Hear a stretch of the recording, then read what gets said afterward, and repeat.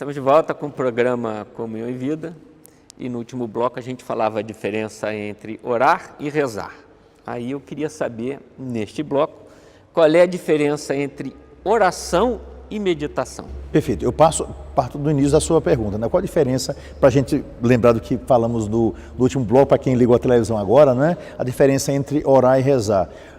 Na verdade, hoje, na linguagem contemporânea, oração e reza, né, tem orar e rezar, é a mesma coisa, não tem diferença.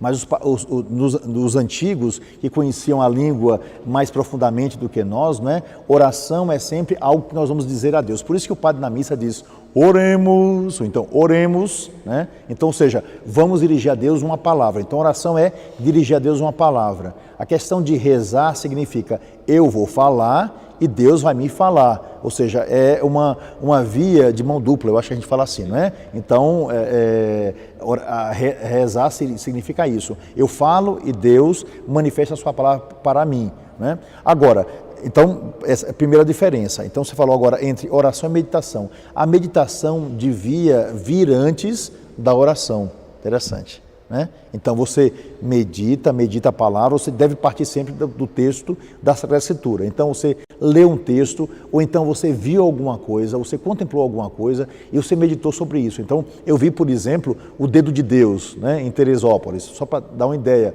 Ou então eu vi a beleza da natureza de Petrópolis. Ou então eu vi a manifestação, né, da natureza no seu estado mais natural em Magé ou em Guapimirim. Só para que a gente tenha uma ideia. Eu vi isso daí, então eu meditei sobre essa coisa, eu fiquei assim apaixonado sobre isso. Depois que eu vi essa coisa, o que é que eu faço? Eu faço a minha oração. Então eu manifesto a Deus uma palavra, né? Ou então eu posso rezar, ou seja, eu vou dizer para Deus uma palavra e vou esperar que Deus me diga alguma coisa sobre isso. Então, a diferença entre as duas coisas é o seguinte, meditar significa refletir sobre uma coisa que para mim é fundamental, não é? Meditar significa penetrar no mais profundo da minha alma para preparar alguma coisa que eu tenho a dizer. E depois que eu meditei profundamente, então eu manifesto isso através de um diálogo, de uma palavra que eu vou direcionar para Deus. Isso é oração. Então a diferença está exatamente nisso, né?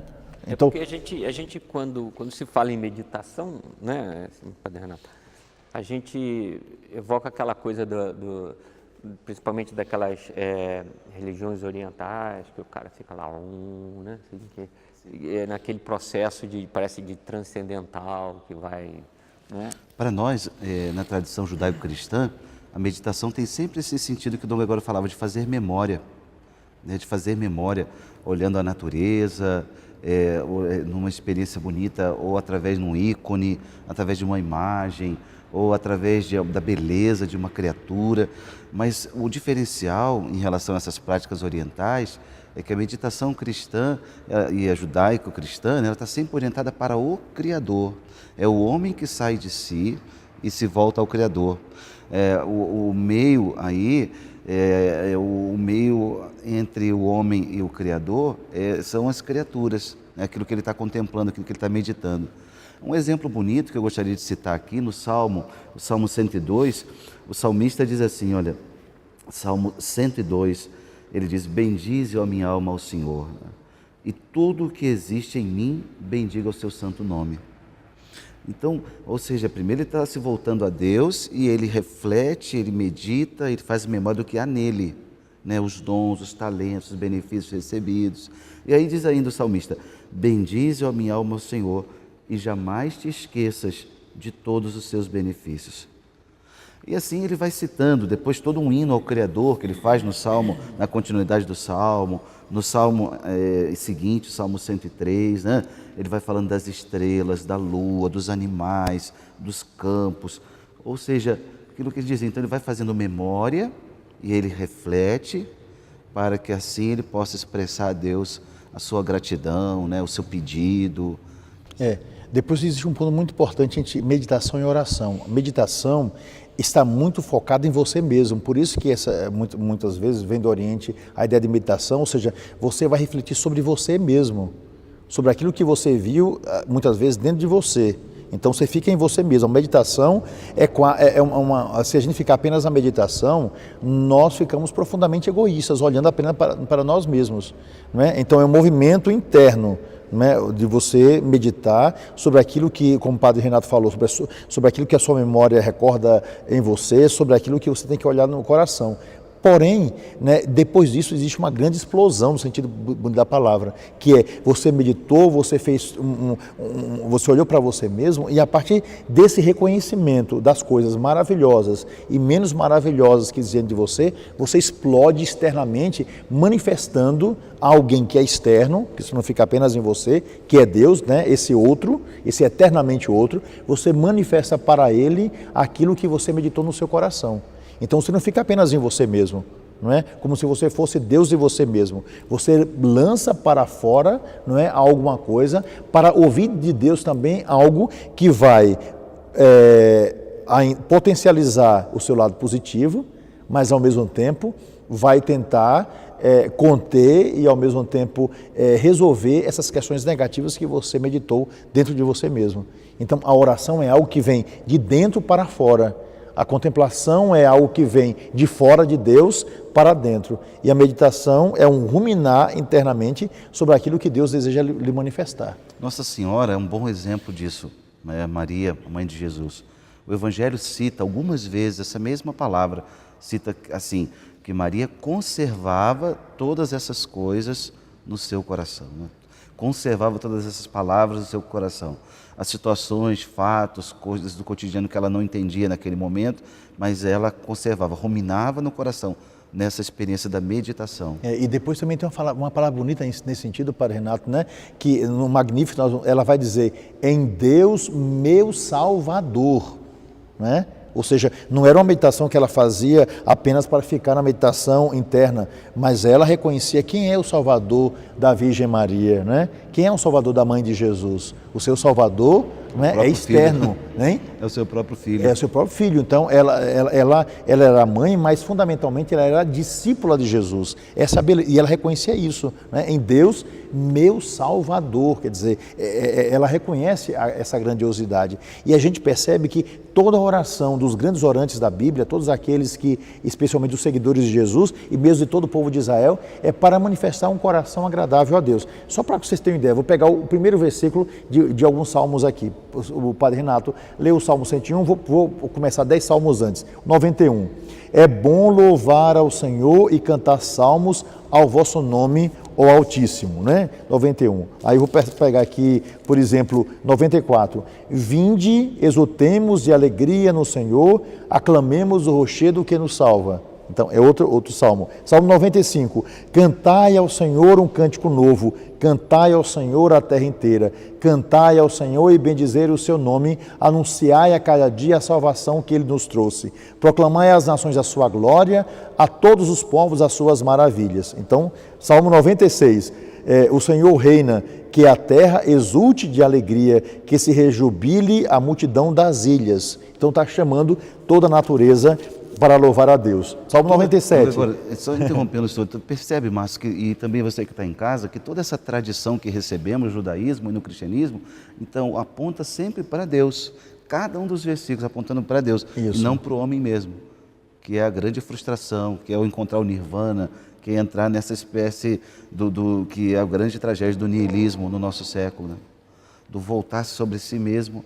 E aí, obviamente, o homem vai cair na angústia, nessa coisa que a gente tem assistido aí no século XXI de forma tão triste. Pois bem, Padre Renato, eu acho que você tem toda a razão, né? Só continuando aqui daquilo que você estava raciocinando sobre essa ideia de que nós oramos para um Senhor, vamos continuar aqui o Salmo, por exemplo, 97.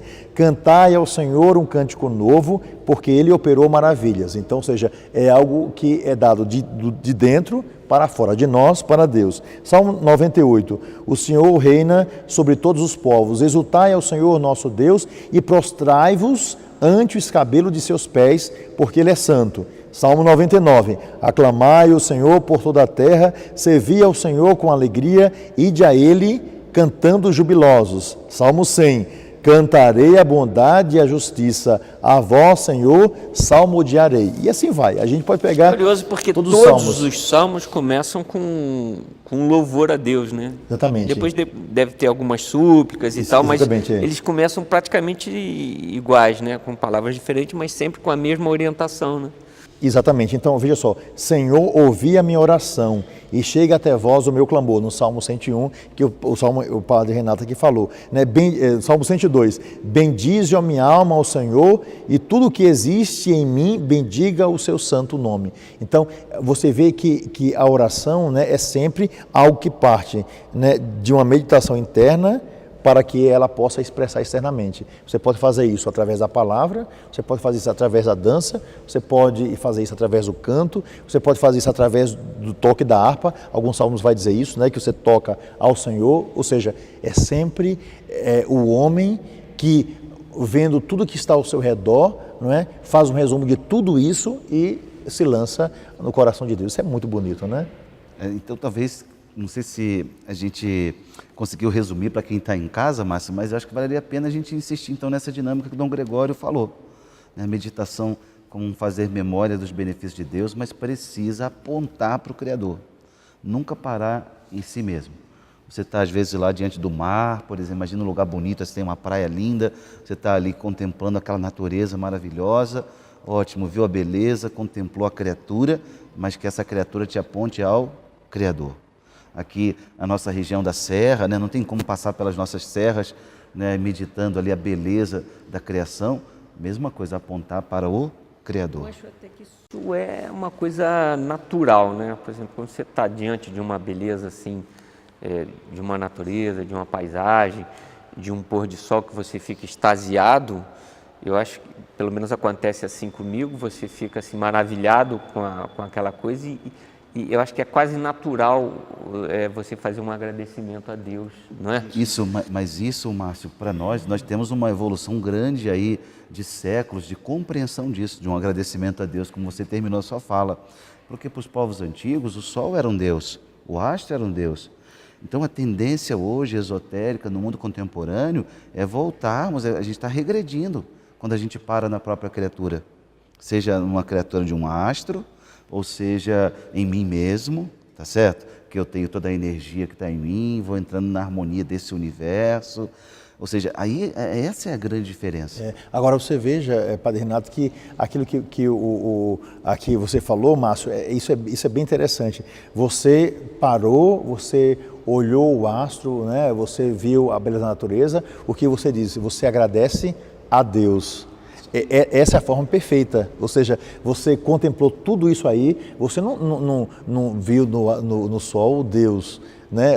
É como se ele fosse Deus, você não viu na natureza Deus, isso se chama panteísmo, panteísmo,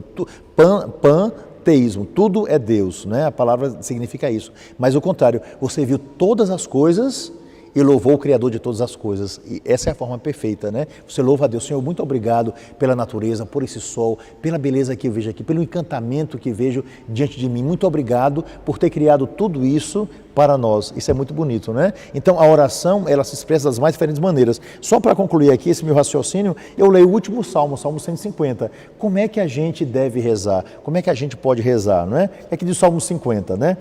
Louvai ao Senhor Deus em seu santuário. Louvai-o em seu majestoso firmamento, né? Agora, louvai-o por suas obras maravilhosas, louvai-o por sua majestade infinita, louvai-o com o som da trombeta, louvai-o com a lira e a cítara, louvai-o com os tímpanos e danças, louvai-o com a harpa e a flauta, louvai-o com os símbolos sonoros, louvai-o com os símbolos retumbantes, tudo que respire, louve o Senhor, né? Que bonito, ou seja, você pode expressar a Deus através do canto, né, os tímpanos, né, os símbolos, são dois pratinhos assim de ferrinho, né, que batia. Então, isso é uma forma de louvar a Deus, né? Através dos tambores, né, pum, pum, pum, pum, pum, os antigos louvavam, através da lira, né, de 10 cordas, né, um som extremamente delicado, né, tocando assim, através da cítara, que tinha um pouco mais de cordas, ou seja, tudo bendiga ao Senhor. Então, ou seja, toda a natureza não para nela mesma, mas Todos os astros, as plantas, os homens, as pedras, de algum modo, todo mundo olha e diz assim, poxa, fomos criados por Ele. Essa beleza, o nome do Senhor é que deve ser exaltado. Todos nós nos voltamos para aquele que é o Criador. Maravilhoso, né? Pensar nessas formas todas de meditação. E aí sim, encontramos uma meditação que satisfaz ao homem. Quando ela aponta para o Criador, ele sai das criaturas. O grande problema dessas outras formas que nos são oferecidas é que elas são insuficientes, elas param na criatura. E o homem tem necessidade do Criador. Eu sempre gosto de usar o exemplo, Márcio, e para você que está em casa nos acompanhando, Dom Gregório, se nós colocássemos uma vaca no pasto, né, se nós dessemos a ela a nutrição necessária, a reprodução necessária, o descanso necessário, a vaquidade dela estava completa, se é que existe essa palavra, né? Ou seja, a natureza dela estaria plena. O homem não, o ser humano é um animal que não encontra nele mesmo, ele não encontra nele mesmo a realização, ele tem que sempre sair de si. Então a meditação, por mais que você rumine dentro de você a história, por mais que você rumine dentro de você os acontecimentos, a beleza das criaturas, da arte, a meditação cristã te faz sair para apontar para o Criador, agradecendo, louvando, bendizendo. Então, não parar em si mesmo é a chave da meditação cristã. O homem nunca vai encontrar a realização em si mesmo, né? Eu estava aqui com o Salmo 148, se não estou enganado, exatamente, né? A gente vê, porém, a gente não pode esquecer que é o seguinte, que existe uma moldura. A moldura, né, a gente diz assim que molduras lindas não salvam quadros péssimos. Porém, uma linda moldura em um bom quadro realmente o eleva ainda mais. É como a beleza do envelope de um presente. O fundamental é o presente, mas o envelope também faz parte, né? O papel ali que foi preparado com tanto carinho para aquela pessoa. E a taça de um bom vinho. Exatamente, né? Exatamente. Um bom vinho valoriza. Tomado num copo de plástico, né? Ou mesmo um refrigerante perde o sabor. Só se for numa coisa bonita, né? vai aperfeiçoar aquilo que já é tão belo. A mesma coisa acontece, você está falando da vaca, né? A vaca não tem a compreensão do louvor que ela faz a Deus, mas ela por ela mesma, nesse grande cenário, nessa grande moldura, ela também louva a Deus. Aí a gente pergunta assim, mas como é isso, né? Vaca louva a Deus, né? Pedra louva a Deus, etc. Vamos para a palavra de Deus, talvez a palavra de Deus nos ensine. Salmo 148, pegue sua Bíblia aí, não é? Então o que é que diz a palavra de Deus? Vejam só, o louvor universal, né? Vou pegar aqui, né?